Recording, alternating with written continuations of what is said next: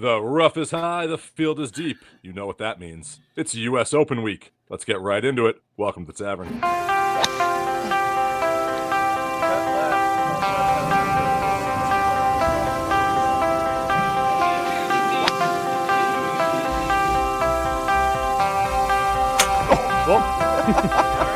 Yeah. I think he's back to form. He fell off a little bit last year, but he also was named Ryder Cup captain. Give me speed, Brad! Uh-oh!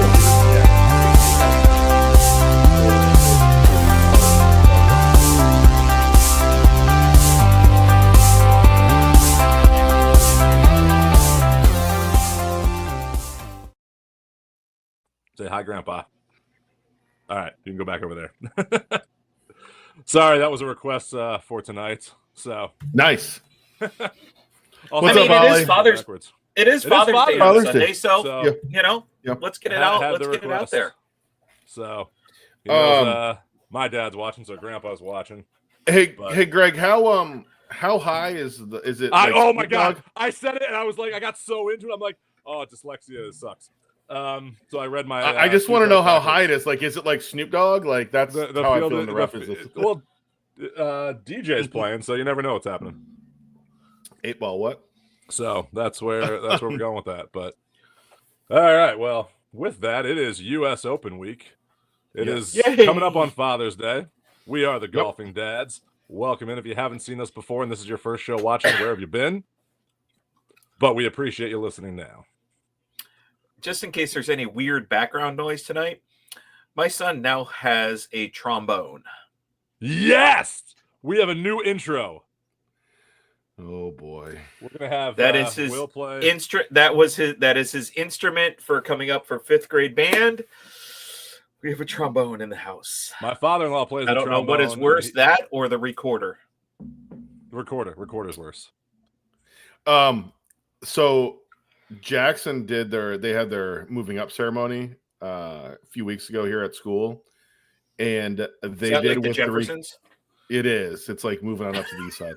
Well, and they did Eye of the Tiger on the recorder.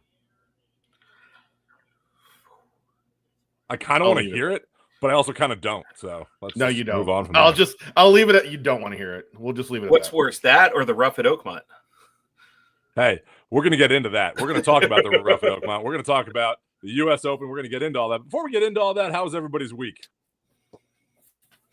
It's been busy. Yeah. Okay. Yeah. I got an Epcot on Saturday.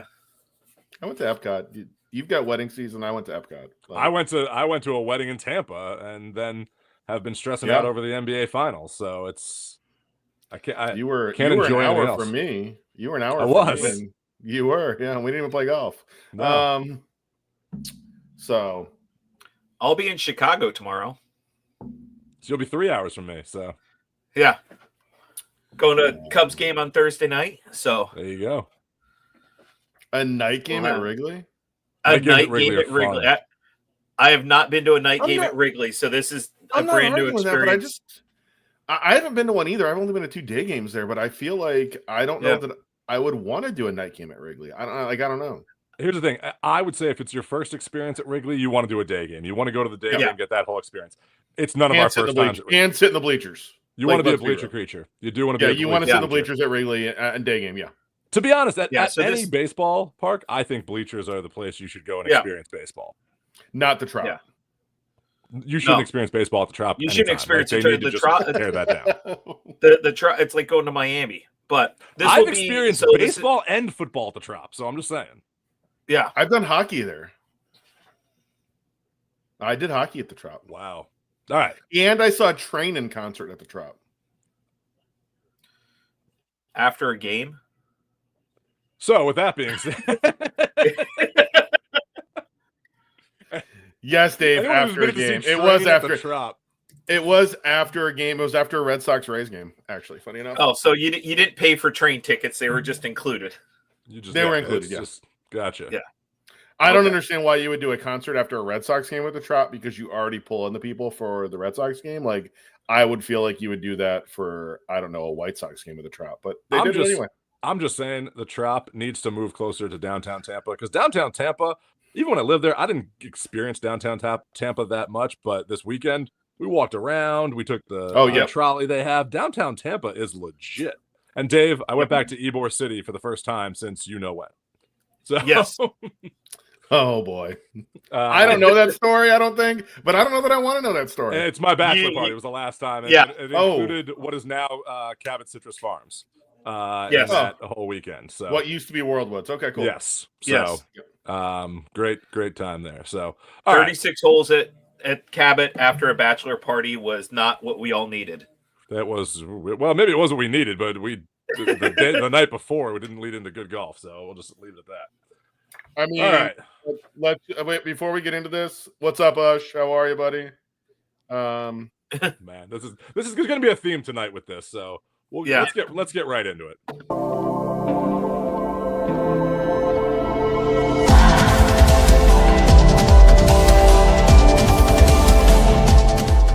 Ready to take your game to the next level?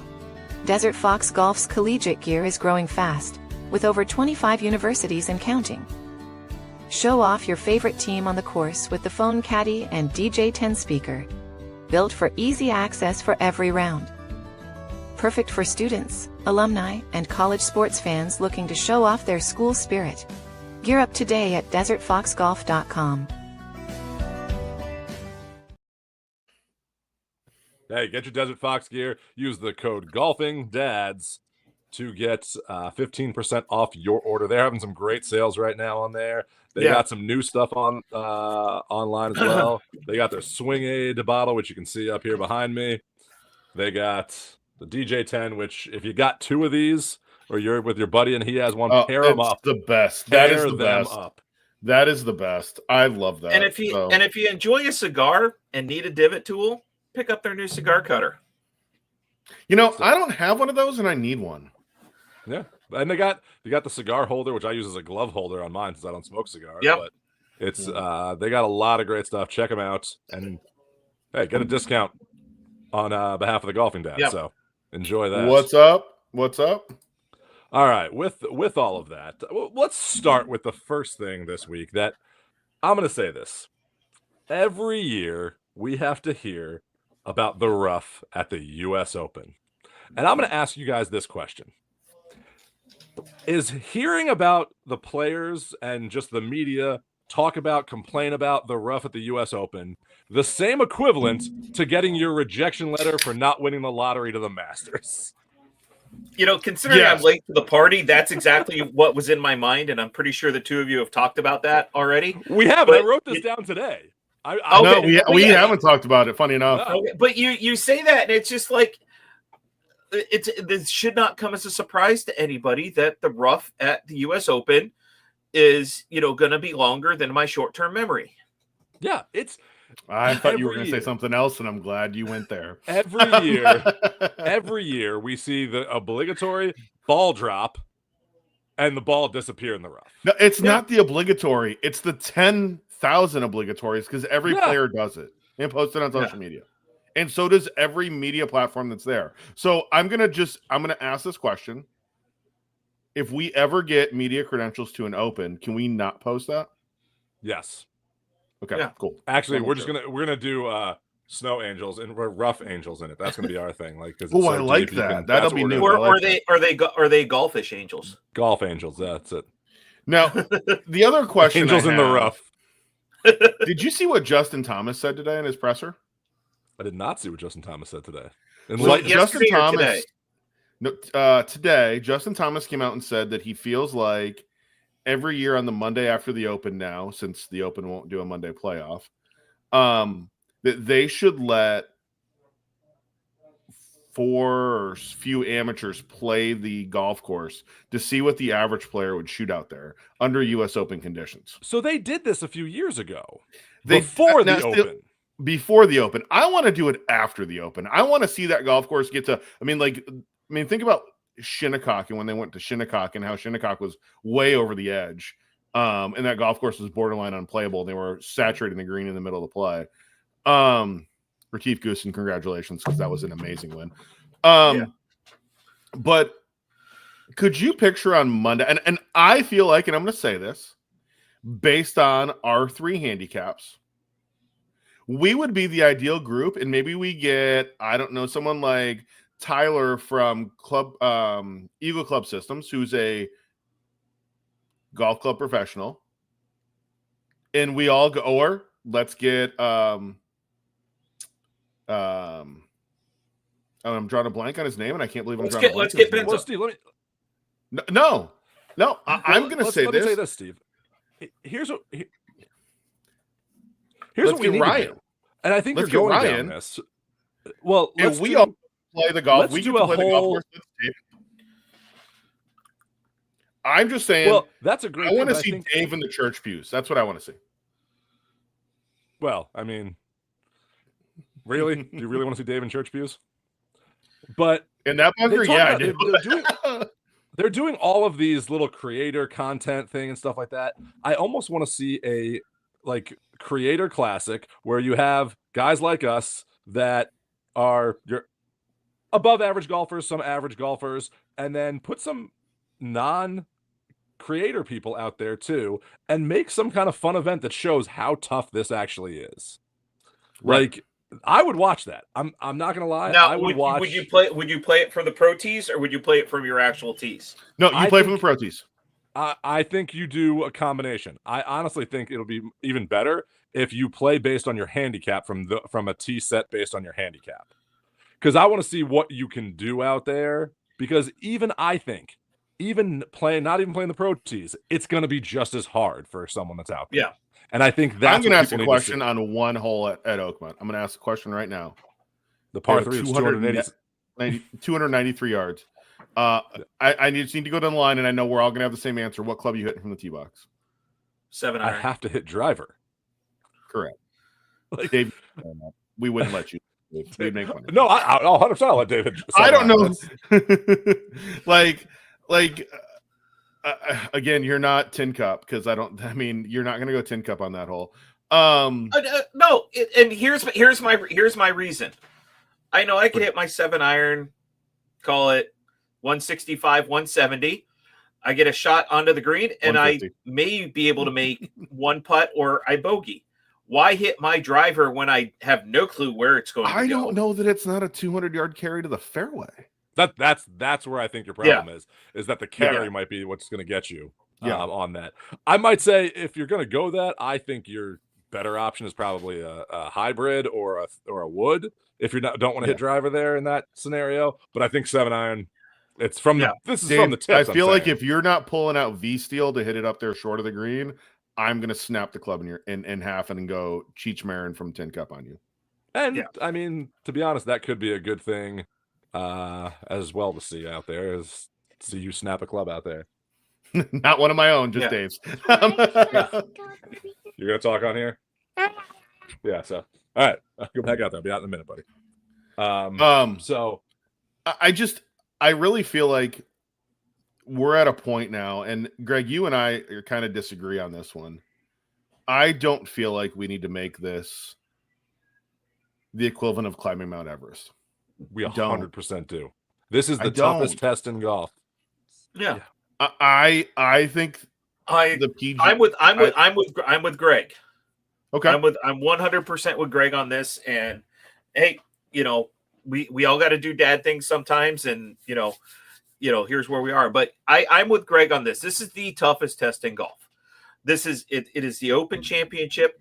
The longest. If you survive the longest day in golf, and if you're to try and get in, you want this to be a true test of everything. And there's no ifs, ands, or buts about it. And every course that's after Oakmont, keep growing it hard, and make this the toughest test in golf. I want to see over par win. I want to see what it's set up. I agree with you, Dave. I want to see it set up tough. I want to see the rough the way we're talking about it. And I want to see that rough to be set up and be difficult. I want it to be a difficult test. I want it to be that as close to even par. Maybe I don't want it to be like 8 over wins. No, I want it to be like 2. Did you 3 hear what over? Big fan of us. We're a big fan of him.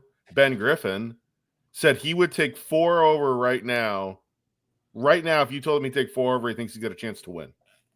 And I think that 4 over is my limit of how high I want it to be. Yeah. So these are the best players in the world. I personally believe if you're talking about the best players in the world, I don't want to see 4 over win. I don't mind seeing 2 to 4 under win, but I don't feel like. I feel like the PGA has it set up right. I mean, one player got to double digits under par at the PGA, and he played his butt off on the weekend. And we'll tip our hat to Scottie on that one. But here's the thing. We're gonna complain when it's a birdie fest and 22-25 under wins. We're gonna complain when +1 or +2. Where are we gonna be happy, Steve? We're golfers. I'm We're good never at gonna 10. be happy. I'm good at 5 to 10 under.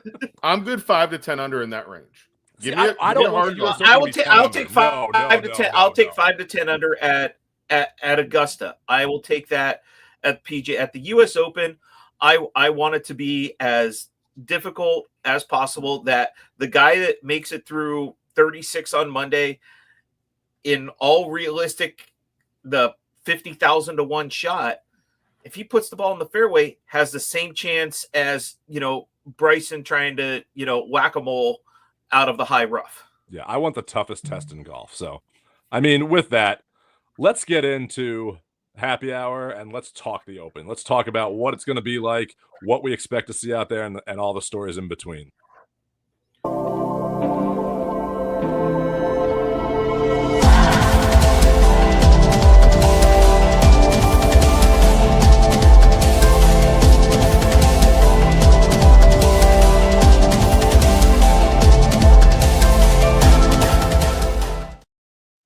So I want to give a shout out just to our clothing brand. We all got our Golfish on. If you are looking for the best golfing, most comfortable golfing gear out there, check out Golfish. Use code GolfingDads. Great priced, and we're going to give you a discount on it too, just for following us. It's great. You guys got the hats on. I got to rep my finals hat here today, but great belts. I will say I love the belts. I wear the braided belts. I'm going to be almost honest every with day. you, and I'm not going to say the brand I used to wear before this, because they were a golf brand. They are a golf brand of belts. I struggle to put any other belt on because they're that good. Like, my wife even says that she likes the belts more than anything because she's like, they dress up the outfit.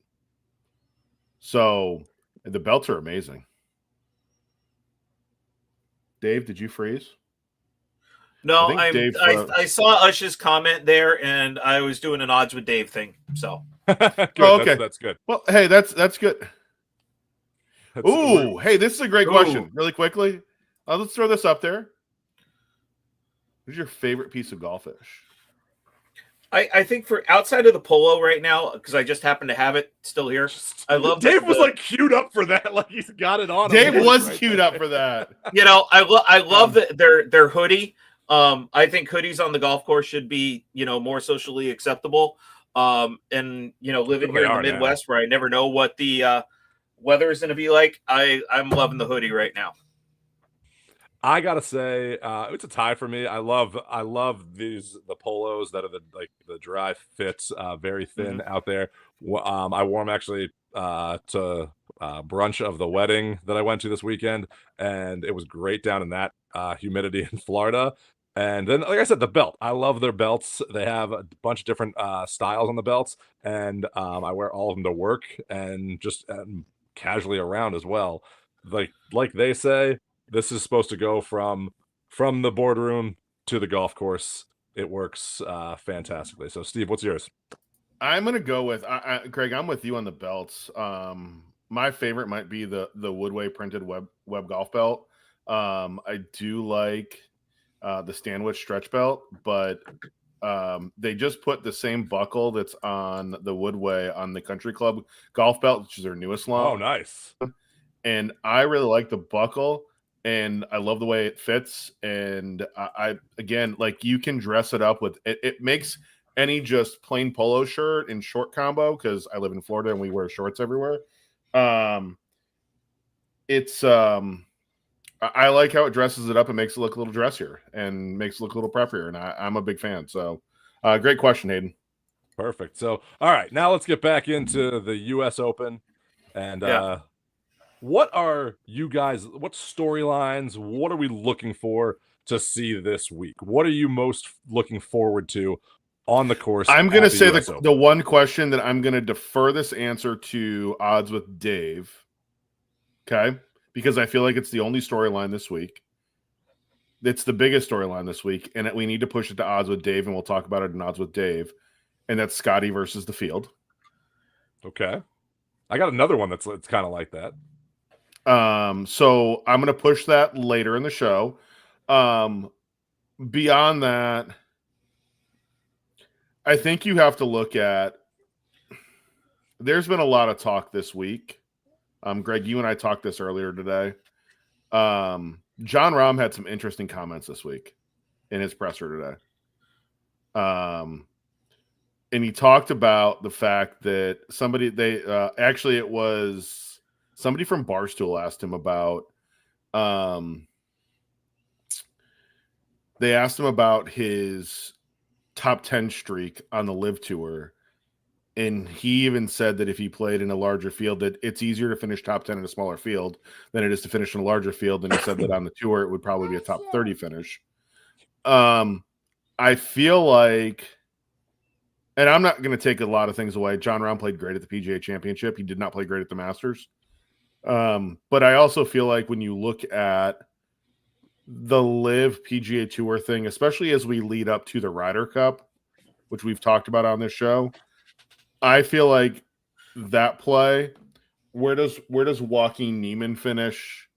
Joaquin's been playing great in the Live Tour, but he has not fared well in majors this year. Well, so you queued me up perfectly here, Steve. I told you about this earlier, and I did a little research today. I didn't mean to queue you up for this, but I know, but it's perfect timing. It's a good storyline this week. So I was looking at the same thing. I was looking at Live versus the PGA Tour, and I'm not doing this in a way of bad-mouthing Live. I'm kind of liking where Live is going right now and what they're doing. I do have a question. If you look at Live's leaderboard, why does everyone have to have their picture like this? Go look at their website. Everyone has to have hands crossed and looking angrily at the camera. But I was looking at Scottie versus the field, and I said, I'm going to look at Live's top golfers versus Scottie. So I went ahead, and the top three in Live right now are obviously Joaquin Niemann is number one, Bryson DeChambeau's number two, and John Rahm is number three. And this kind of came up from John Rahm they've played 8 events so far, and he's been in the top 10 in all 8. Yep. So I was wondering, okay, let's compare Scottie's stats. Scottie has played 12 events this year, and the Live guys have played 10 events this year, including the 2 majors they were in. So 8 on Live and 2 with the Masters and the PGA. So it's they've only played 2 different total events this year than Scottie. So Scottie, 12 events. He's had, of those 12, 8 top 10 finishes. 5 of those have been in the top 3, and 3 of those have been wins. Okay? Pretty good. Now, if you combined Niemann, Bryson, and Rahm, they have had 18 top 10s, but that averages out to 6 each, considering that John Rahm has had 8 of those in there. That makes a difference. They have had 7 top 3s and 5 wins between all 3 of them. 4 of those 5 wins are Joaquin Niemann. Joaquin Niemann has only had 5 top 10 finishes. And one of those is on the PGA Tour when he was 8th at the PGA Championship. He's had 4 wins. Otherwise, he's out of it. Phil is not in the top 3. Phil, actually, to be honest, Phil is 11th on Live right now. Actually having a pretty decent season. Has had one podium finish in the top 3. Hello. Hi. And has had 1, 2, 3 top 10 finishes if we're going to Phil there. Rom has had no wins, has had 8 top 10s, 6 of which are on Live. Or sorry, Bryson has had 8 top 10s, 6 on Live, and 2 on the PGA. Rom has had 9, 8 on Live, 1 on the PGA. So when you're breaking this down, they have a better chance than Scottie does on any given day.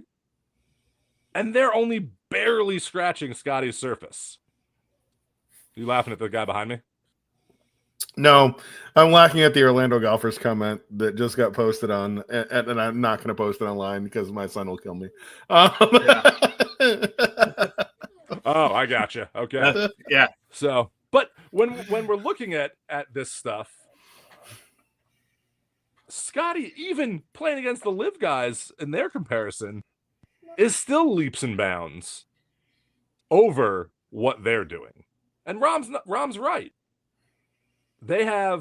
You're only in the top 20% if you're in a top 10 there. You're in the top 6% if you're on the PGA Tour and you're in the top 10.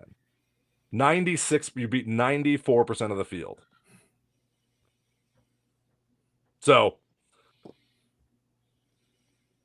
and you look at these players that went out there, and really the top 3 are the ones that are, top 4. I'll give Sergio some credit out here. And okay, I want to play a little devil's advocate here with this here. How much did Scottie win by Byron Nelson? Boy, yeah, that's ridiculous. Okay, so look at the field there at Byron Nelson and how much he ran away with that there. Look at what Jack said after the Memorial, that Scottie is leaps and bounds above everything else. When you're taking Scottie versus those fields, that's like, putting me in, a contest against any of them, and, just watch what happens. So, I'm not going there, but I will go there, and I'm going to say absolutely not. I will say no. So, but if you take Scottie's stats and you take those tournaments that he is absolutely dominated in, as compared to what Rom and Bryson and Joaquin Niemann are doing against one another there, does that make the comparison any different? Or you have somebody like Rory that goes and shoots 30 over par at the Canadian Open and, can't figure out where his clubs are right now. So here's my thing. I know. John Rahm's comments were right today. He 100%. Said finishing top 10 on Live is like finishing 30th on the PGA Tour because of field size. I don't feel that the PGA Tour is watered down. I feel like Live, when you look at this was the comment, people. So just so you know, if you missed it around there. I feel like when you look at what's on the PGA Tour and you look at where the PGA Tour is, you have this ability. They have a next guy up mentality, and the guys out there are so good. So good. Liv's problem that I see is that they have a problem where they've got a bunch of guys in their late 40s that were great at one point in their 20s and 30s, and they're still living on their name. Well, I feel like they're okay being mediocre. There's no drive to win out there except by a few people. Like Joaquin, Bryson, John Rahm. Yep. I think, I'll be honest, Phil's playing good. I think Sergio, wants to play well. I don't think Phil is playing good. Again, look at the times that Phil has played great. A 6,700 yard. I didn't say great. What I'm saying is Phil still, I think, is trying to win, is trying to play out there. But when I'm saying Phil is like that, and Phil doesn't look like that all the time, he's more, I think, playing well to try and help promote it. Whereas I feel like other people, like I'm going to look at a Taylor Gooch, a Patrick Reed, even Bubba Watson. they're more promoting Live than trying to. They're paying them advertising dollars to be out there than they are anything else at this point. So I don't blame them. I don't. And again, I want to be able to move this show on because I don't want our U.S. Open preview to turn into Live versus the PGA Tour. We've done that enough on this show. But this is a storyline that we want to talk. It is a storyline this week. I'm not arguing that. That's it's one of the 4 times a year that there's a chance we see these guys play against each other. So I think a better question that we have to ask, Greg, and I'm going to throw it out there if you want to go down this line. If we look 3 years from now, I'm not even saying 5-year plan, I'm saying 3-year plan. Mm-hmm. 3 years from now, do we think these guys are back and playing together, or do we still think we're only seeing them 4 times a year playing against each other? I think 3 years from now, we are further along than we are. I don't think we're there yet. I think this is still going to be a conversation, but I think that's when the real change is going to start materializing in a sense. I think we're going to start seeing what's going to happen and we're going to know more, but I feel 2 years ago, we're in the same boat we were now.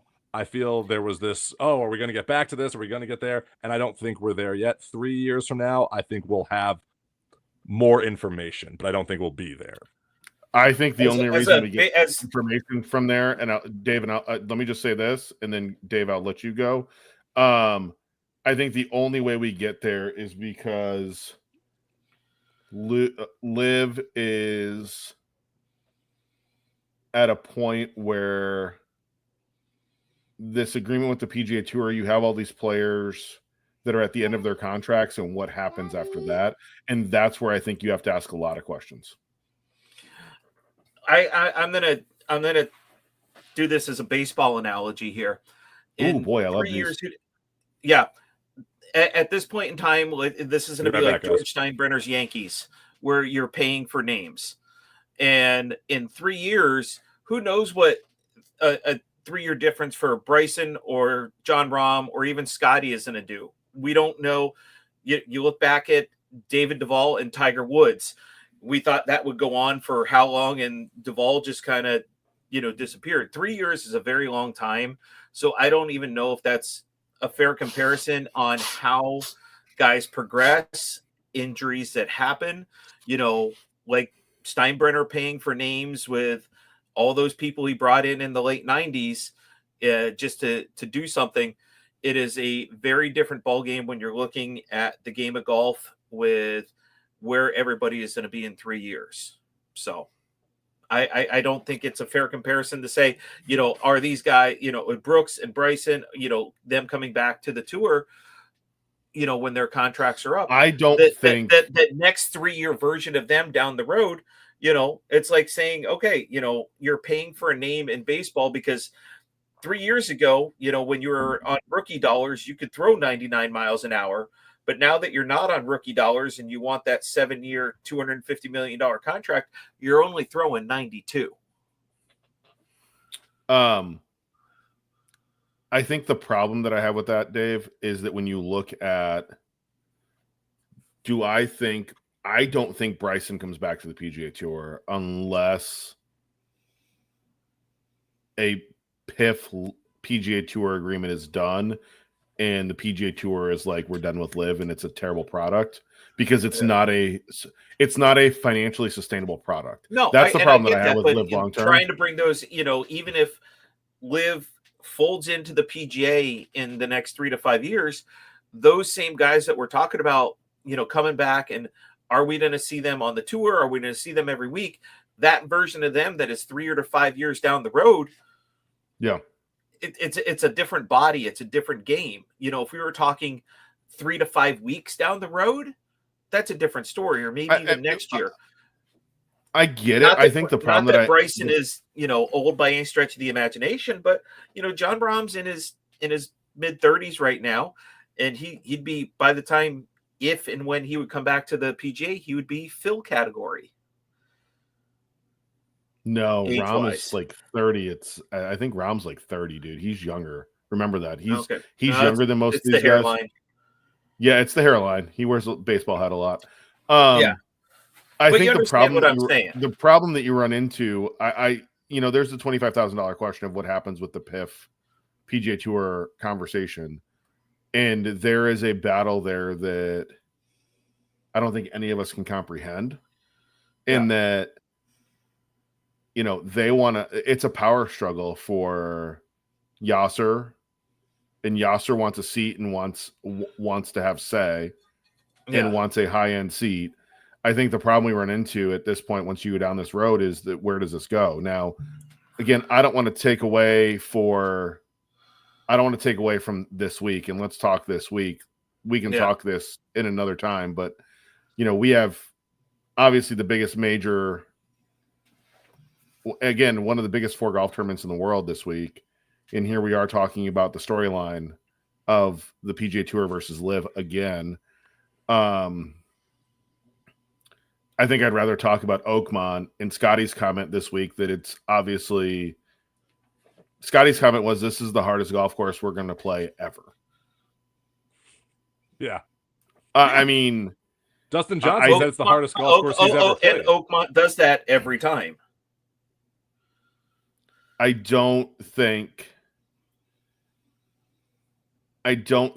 my problem with it. Cut line and winning score. Oh. Well, we'll get to that, and I think in odds. That'll be yeah.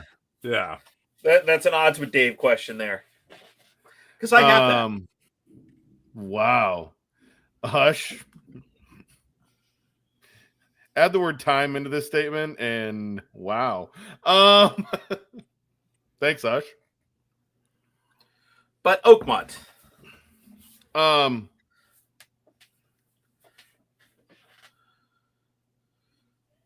So this course has been one of the more difficult U.S. Opens. This is not the first time it's been there. It has always played tough. The church pews are always a fun design that they have out there and always come into play. I always love the opening tee shot at this course. The first hole. I love the way this sets up for a U.S. Open. And it's just a historic course that is it Steve? Is this your favorite architect's finger on it now? Is it a Gil Hanse redesign? Trans? No, it's not. No, you said my favorite architect. No, I was being sarcastic. Trans. I was being sarcastic in your favorite architect. Hold on. As a Red Sox fan, Roman Anthony got his first big league hit. It was a 2-run double. That was like 5 minutes ago during one of your rants. Yeah. Oh, I just got it. It just came up on my.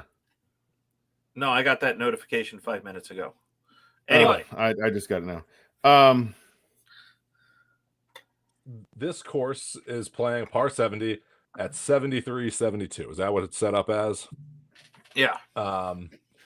And your average golfer, I don't care who you are, playing the tips is not going back to 7,300 yards. No. So did I see a video of somebody taking a putter from 122 yards today and rolling it down? Yeah, I saw that same video. Dave. But again, and after he hit the ball and he goes, that's probably too fast, and it's going to go right through the green. Here's the problem. I just don't feel like my problem when you come to golf tournaments like this is I do not want to see good golf shots not be rewarded. Yeah, but here's the thing. It's a good golf shot, but it's not a great golf shot. Like, if you hit it to the right spot, you will be rewarded. But if you miss it's a game of inches. If you miss by a hair, it's good. You're gonna be penalized. But I also feel like you see it at the Masters too, though. Yeah, but I get where you're going with that, Greg. You see it at the Masters, but you know what wins at the Masters? 8 to 10 under, 8 to 12 under. I don't mind that. And again, Augusta National is 7,600 yards of terror. But here's the other thing: if you didn't play Augusta every single year and weren't used to that course, that's why you're seeing that score. If you were changing where the Masters was played every year and they were setting it up the same as the Masters, these are the scores you would see. That's why Fred Couples can go out and usually make the cut every year. Because they know the course. They know it like the back of their hand. This is where it's a true test. That's why Patrick Reed got a top 5 at Augusta this year. 100%. That's why I like the U.S. Open. That's why I love that you put this at its most difficult setting. Like, it's not just I'm going to go out there and play it. I'm not going to play it like a muni course. It's if I'm in the rough, it's going to be tough. If I'm in even the bunkers, it's going to be tough. The greens. When you take into consideration the U.S., I think Oakmont is going to be a much tougher test than, say, playing the U.S. Open at Pebble Beach in June. Yeah, 6,700 yards on bent grass is not overly difficult. Yeah, so you got to play the USGA sets up the courses as difficult as the course will allow them to do it. Whereas Augusta, you're not changing much at Augusta because it's Augusta. And if there are changes at Augusta, everyone knows about it. Everyone knows about it. And Oakmont and Pinehurst #2 will all play a lot different on the East Coast than any West Coast U.S. Open that you're going to hold. And I think that's where the true test of golf comes in. And to your point, Dave, like I've played Pinehurst #2, and so drink, Bradley. There you go. But my point being is that I've played it, and it's difficult. But then they take that up a notch for the Open. And we've all played golf courses that have been on tour or on the LPGA tour right after the pros have been there. And just for regular events, it's taken up a notch. This is 10 notches up for where it is. And it's because it is the toughest test of golf. It is that pure difficulty. And Steve, I told this to you earlier. The Masters is tradition. It's a tradition unlike any other. So it's the same every year. They tweak it. And as you said, when they tweak something, everyone knows about it. So they can adjust to it. The PGA is the PGA. And you get those club professionals like Ryan that get to play in it. And it's a difficult test of golf. It is a major event. Mm-hmm. This is the most difficult major. And I like it that way. When you go to the Open, which you are going to this year, so I'll save you from saying that.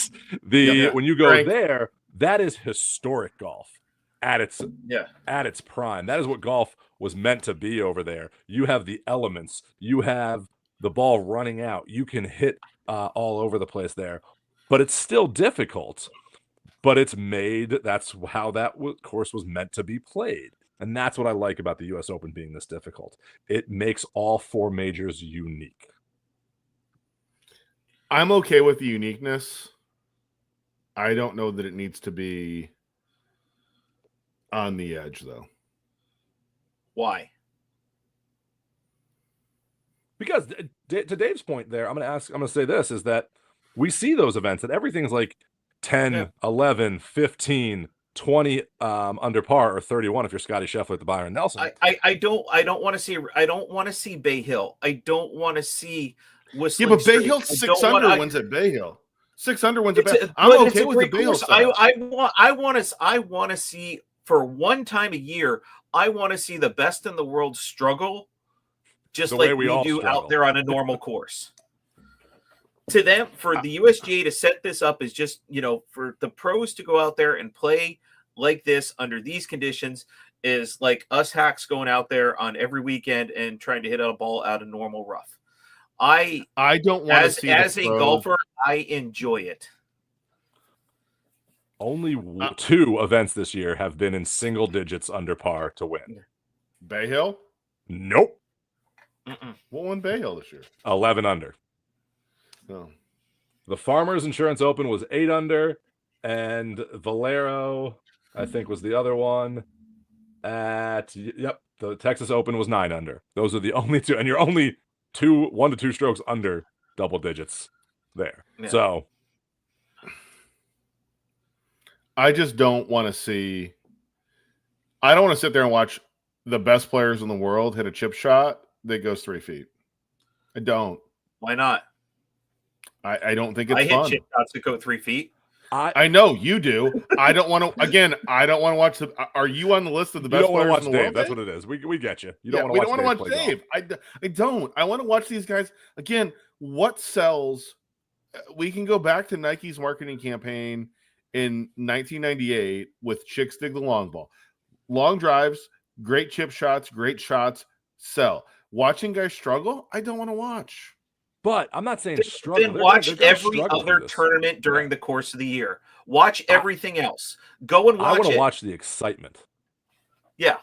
That's what I want to watch. Excitement. But here's the problem that I have. And there are people that complain that golf is becoming like tennis and the top players always win. Right? And at the end of the day, it is what it is. The cream rises to the top. But when you set up something like this, I mean, and I don't want to take anything away from Louis Oosthuizen winning the Open Championship. I don't. But how many other wins does Louis Oosthuizen have on the PGA Tour? I don't know. I have to look that one up. Yeah. 0. His only win on the PGA Tour is the Open Championship. And you know what? That's one more win than a lot of guys that make a career out of it. Yeah, but again, think back to Louis Oosthuizen. I 100% agree with this, Hayden. I'm not arguing that. I'm saying that's but that's what I'm talking about. Is I want to see the struggle and I want to see how they come over that adversity. I want to see how they work through that because I mean they are the best in the world and they need to overcome it. How exciting was the Masters this year? Even though it was like everyone was rooting for Rory. Everyone saw Rory, but then he started to collapse. And I remember watching this with my dad, and we were like, oh, he's not going to do this again. He's not going to. But it's because the course is difficult, and that's what can happen out there. That's what happens at the U.S. Open, and that's what makes it exciting. I mean, how excited were the three of us last year at the U.S. Open watching Rory and Bryson go at it down the stretch? It was exciting. It's amazing. But here's the thing. You weren't going to lose a ball in the rough at Pinehurst. So now you lose a ball, rather than trying to make a miracle shot, you take that 4-foot chip out of it and try and make the next one and make par and move on. It is what the psychological aspects of golf allow this to be rather than bomb it, chip it, and putt it. Well, that's the thing. It's you really have to play your A game here. And it's really, like you said, Steve, the cream rises to the top. This is a major. The cream should rise to the top at a major. It should. And that's where I want to see it. I mean, I don't want to see it again, at 8 under win. I'm not gonna lie about that. 5 over or 8 under for that matter. I want to see it between 4 and 4. That's where I want to see it. +4, -4. In that range, that's where the winner should be. I don't want to see over par win. I don't. Why? Because if you're talking about the best golfers in the world and you've set the golf course up so that over par wins. And the USGA course maintenance team won. Steve, time travel back and watch Tiger from the 90s and 2000s and let the rest of us live in this moment. That's fine. Okay, well. But I mean, we're watching that now with Scottie. But again, the USGA doesn't want Tiger at Pebble. They don't want to watch Brooks at Erin Hills. They don't want to watch that. They don't. The USGA, that's the last thing the USGA wants to see. And I feel like that's what they think about when they set a golf course up. And they're like, no, screw it. Let's make it as hard as possible. And everybody that's on that tournament committee and setting up that golf course wouldn't break 100 out there. Yeah, but here's the thing. When they do set it up that great, and when people are talking about this, and one person goes out and does that, and they run away from the field, that's even more exciting to me, honestly. Yeah. Because you're seeing that, like, hey, this can be done, and this person just had their A game here. Yeah, this is true. Like, that's so. But we talk about that. Isn't this what the USGA wants? People like us, people in the media, talking about it. Yeah, exactly. Correct. But they also want us talking about the fact they want to roll back the golf ball or ban anchoring, but yet you can still anchor the putter against your forearm. Yeah, we're not getting into any of that. This is about We're the not US getting Open. that. This is not about that. This is about what's the toughest test in golf, and we see that. But the thing is, you have these great stories with this, like we have talked about on the PGA Tour and the events that aren't majors and aren't signature events, that there's been excitement. Like if you watch the Canadian Open this week, that playoff was phenomenal. Like that's where golf is exciting. I know we're talking U.S. Open, but can I get just a quick take before we get into Smack of the Week? Changing the cup during the playoff. Every in a playoff. I'm still mad at the U.S. Open that they've changed from a 18-hole playoff the next day, because I thought that was the greatest format for a major. Oh, correct. Give me a reason to call in sick to work. Give me a reason to call in sick to work. I want that back. USGA, please bring that back. USGA, bring that back. If you're not going to bring that back, then play the same hole over and over again and change the hole after every third time. Like, I loved that about the Canadian Open. That was I was cool with it. Thing I know a lot of people weren't online. I was cool with it. So I'll Greg, I'm with you on that. I was praying that it would go to it, that it would go to that point where they had to do it, and it did. So yeah. Why try and hit the same shot? You know, we saw it at Harbor Town in the playoff. You know that you're hitting the same shots, hit drive. You know, and as long as you land the ball in the same spot, you're okay. Now you're moving the cup. Ooh, that changes things.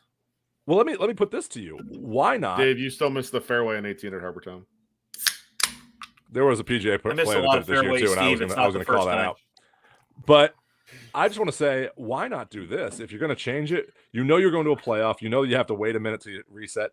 On the first playoff hole, if you're going to play 18 again, move the tee box and move the hole. Oh, I thought make it a new hole. When they moved the hole, they should have moved the tee box. But that was just my take. Yeah. Don't tell the players you move the pin. Let's see what happens. But I think do the tee box up and do make it for the first, especially a par 5, especially for the first playoff hole. Yeah, 100%. All right, let's get into Smack of the Week.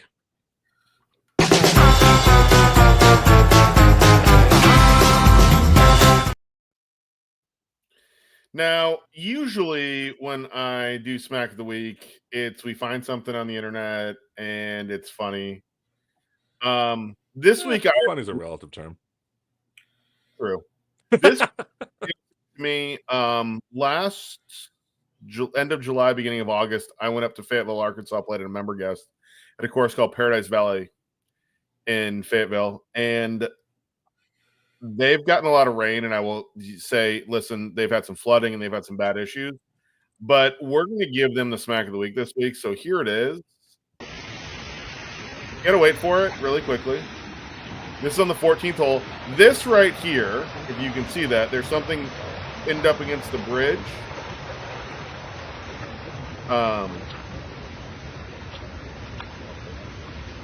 So obviously the water's up. They've had some bad rain. I'm going to remove this and show you exactly what that was. Steve's car. No, it's even worse. So here's the image of it. If you could, I wish we could zoom in on this. It's a hot tub. A hot tub had come. It's a perfect thing to have on a golf course. So I'm just saying, I want to know the story of how the hot tub got pinned against the bridge. And I want to know if there's more people that know how this hot tub got pinned there than know what happened to Jimmy Hoffa. That's all I'm asking. Like, I feel like the hot tub, I feel like it's a scene from Saturday Night Live with Eddie Murphy. Hot tub. Wow. That's right. I went there with that. All right. Let's get into the last one.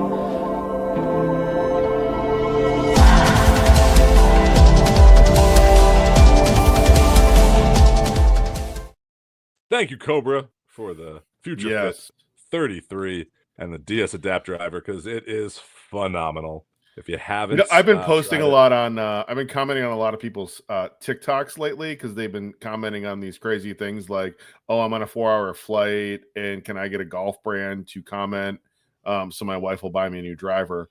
And so I comment because we're a golf brand, and tell them that they need to get the DS Adapt because it's a cheat code from Cobra. And that's literally what it is. Like, you want to hit the ball straight. The Konami code for your golf game. Let's just it is the Konami code. Like, I'm gonna go win at what was Mortal Kombat? No, not Mortal Kombat. What was the game? Contra. I'm gonna go win Contra. It's like the Contra cheat code. Really is. That's why I have that wonderful Dormy Workshop Nintendo game cover head cover for my Cobra DS Adapt. I ain't mad at you for that. Up, up, down, down, left, right, B, A, B, A. Okay, cool. So, Dave, we've been talking and hinting at this all week, and now we got the open here. There's some questions we have about odds, but you ready for some great open odds with Dave? Sure.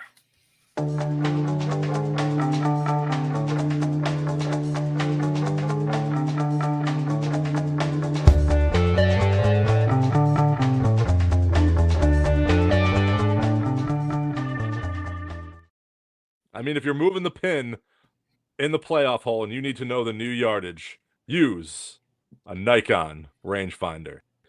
Official rangefinder of the LPGA Tour. And the Golfing Dads too. Yes. Quick question for Hayden. The Indiana's not getting their heart ripped out by OKC, and Pacers in 6. Wow. Just in case anybody wants to know and hasn't seen the comments, this is the question that was put out there. Ain't happening, man. Nope. Aiden with like shots fired all night tonight. Thanks, brother. Yeah. Man, he's having a good night. I mean, it's almost like if you shoot +1 in a tournament and in net you lose by 2. Wow. Hey, we're not getting into that.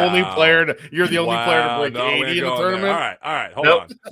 Dave, give us the odds for the Open. Let's get into that. Hey, congratulations though. Before we get into some of the fun props here, you'd be surprised at the top 5 right now. Scottie at just under 3-1, Bryson at 7.5. Then we got to jump. John Rahm at 12, Rory at 12, Xander at 22 are your top 5 for the Open right now. I feel like that's way too high for Xander. Yeah. Yes. Morikawa at 25, Joaquin Niemann at 30, Ludwig at 30. 30? Joaquin Niemann's at 30, Ludwig at 30, Tommy Fleetwood 35. Hatton at 45, Shane Lowry at 45, JT 45, Sepp at 50, Brooks 55, Cantley 55, Greg's pick last week, Corey Connors at 60, Victor at 60, and our favorite Ben Griffin, Jordan Spieth, and Hideki are all at 70-1. Wow. I feel like that's Jordan needs to be worse than that. Yeah. Winner without Rory, Bryson, John Rahm, or Scottie. That bumps Morikawa's odds up to 14-1. Xander stays at 12. Brings Ludwig to 16. Joaquin Niemann to 18. A couple others there. Is there a Scottie versus the field? Yeah, winner without Scottie. Winner without Scottie, Bryson at 6.5, John at 9, Rory at 9, Xander at 16. So let me ask you this, Dave, because we've talked about this during every major this year, because someone has had a chance for it at every major this year, and that continues at this major. What is Phil Mickelson's chance to get the Grand Slam? Wow. On what could be his final major? I'm saying, to be honest, as much as we talk about that, I would love to see this because he's been a bridesmaid at the maid of honor at every U.S. Open, it feels like, for years. Correct. I'd love to see him slay that dragon. What are the odds that Phil Mickelson does it? I gotta ask that. I wouldn't love to see it. 300 to 1. Wow. He's 16 to 1 for a top 10, 40 to 1 for a top 5, 300 to 1 for a win. Davis Riley is also 300 to 1, and Jonathan Vegas is 300 to 1. Wow. That's pretty I'm impressive. waiting to see what the Orlando golfer puts in the comments on the fact that Davis Riley and Phil Mickelson have the same odds. Yep. All right. Well, all right. We did our duck race earlier, Greg. Dave won our duck race. I got second, and Steve, you're picking last. We told Dave that he can. That wasn't what happened. I was second. No, you were not. Oh, you were third, Steve. You were third. Damn it! My son was right. a witness to this, so yeah. Give me Scottie. Dave. Yeah, I was about to say you're Give me 100% Scottie. picking Scottie. I mean, if you're not, And you're Scottie, taking Bryson. So I don't know if I'm taking Bryson.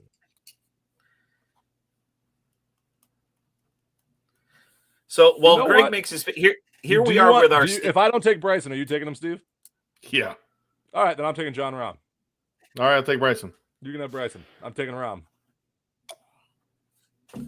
To Liv and Scottie. I feel like going into this, that was the three guys that were going to get picked anyway. Yeah, I do too. So, I like Rahm. I like Bryson out of the rough, but I like Rahm's demeanor now. Yeah. Thank you, Bradley, for that. He actually can. I could have picked. I could because it's a major. I could. It's a major. Our exception is the majors. Props on the cut score. +8, +7, +9 or worse, +6 or better. Is the props on the cut? +9 or worse. +9 or worse is about 5 to 1. +6 or better is 8 to 1. Winning score. The over/under is 278.5.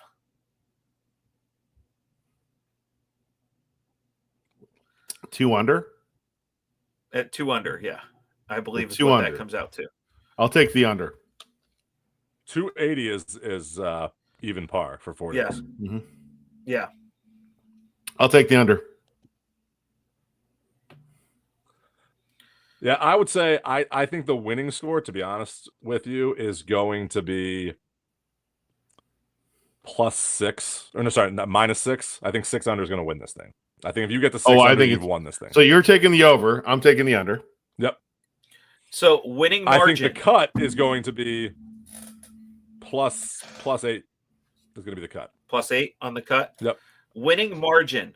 1 shot, 2, 3, 4, 5 or more, or a playoff.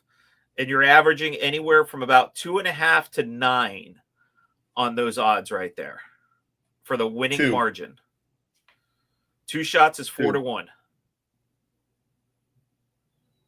Yeah. 2. I'm gonna go with 4 shots. I think it's gonna be a 4-shot margin. I'm going out on a limb and I'm calling playoff. I was contemplating playoff. This would be the first U.S. Open playoff, Dave, since they've changed the rules. Yeah, that's why I think I honestly think playoff was an option, but to be honest, and I'm going 3-way tie in a playoff. Okay, first of all, if it's a 3-way tie between the 3 players we picked, that's going to be the most amazing thing for us to watch. Yeah. But I honestly think that you know what I feel like? I'm going to say this. If it's a 3-way playoff with the 3 players that we picked, we need to figure out. We're going to go live on Instagram. Oh, 100%. For the playoff. Oh, yeah. If I'm home in and time. talk trash the entire time on Sunday. Yep. So this is why the playoff needs to be a full day on Monday. Correct. I mean, look at my track record picking Rory this year and how well I've done lately with my picks. So let's go out on a limb. Dave, I've lost my sizable lead. I'm pissed you picked Scottie because your picks lately have been the opposite of what you think. Mm-hmm. So, if you didn't pick Scottie, who are you going to pick? Bryson. All right, Steve. Yeah. Bryson wins the Open. Sweet.